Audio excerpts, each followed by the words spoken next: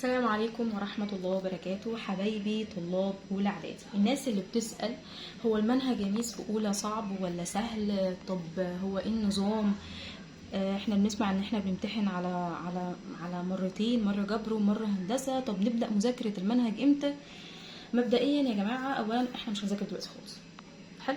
يعني ولا دلوقتي ولا حتى في شهر 7، وممكن كمان ما نذاكرش في 8، بس ممكن نبتدي في نص 8 نبتدي نذاكر المنهج.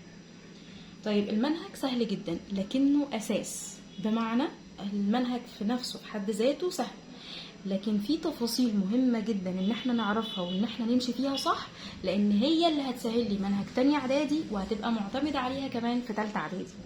فمحتاجين ان احنا ندرس المنهج لكن بذكاء شوية.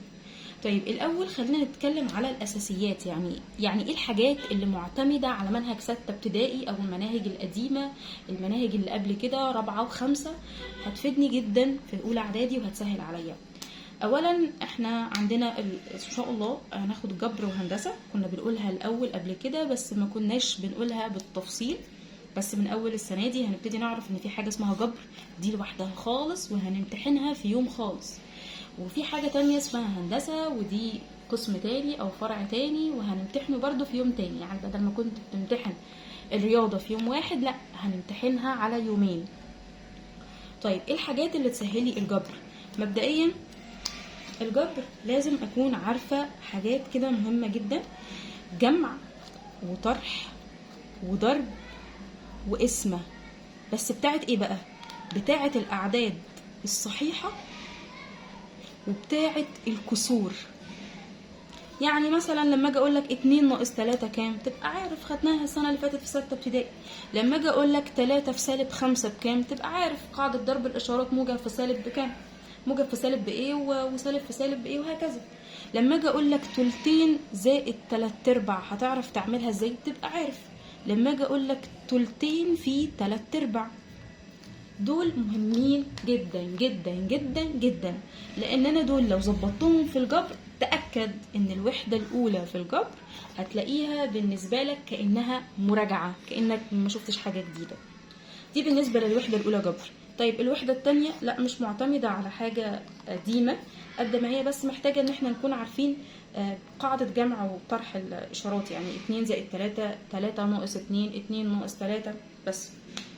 وليه رجاء بس اللي انا عايزه، معلش، بالنسبه لاولياء الامور او للناس اللي بتتابع مع الطالب، انت كطالب نفسك ابعد عن الاله الحاسبه شويه.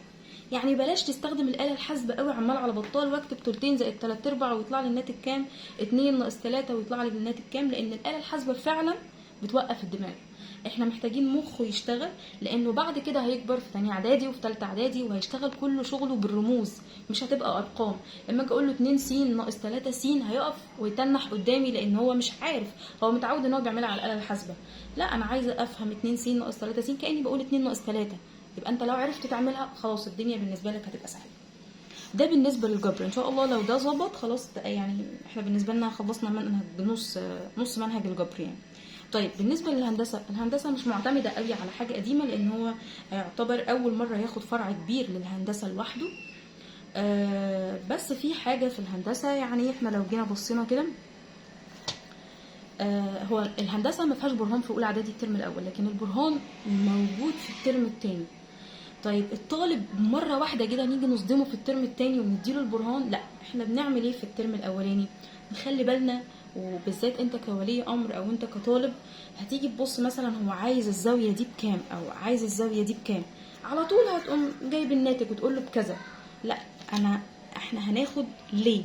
انا عايزاك تكتب في البرهان سطر واحد، يعني هنا مثلا هو كاتب الزاويه كذا، ليه؟ لان ده وده على استقامه واحده او بيساوي 180 سطر. هنيجي مثلا ناخد في التوازي، انا بعرف اجيب الزاويه دي او بعرف اجيب الزاويه دي ليه.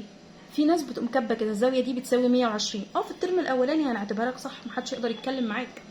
لكن انا عايزاك تكتب السطر ده، تقول له هي دي بتساوي 120 لان ده بيوازي ده، دول في وضع تبادل مثلا. يبقى ليه انا عايزاك تكتبه؟ لان في الترم الثاني عندنا هناخد كل الحاجات دي بالبرهان كامل ليها، تتحاسب بقى على البرهان.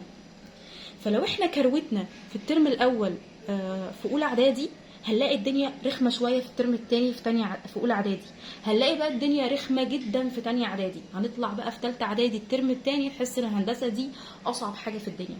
فرجاء ليك يا طالب او طالبه اللي بتسمعني او ولي الامر، اهتم جدا في الحته دي في الهندسه، علشان هي اكتر حاجه بتعقد الطلبه هي الهندسه بتاعت اعدادي.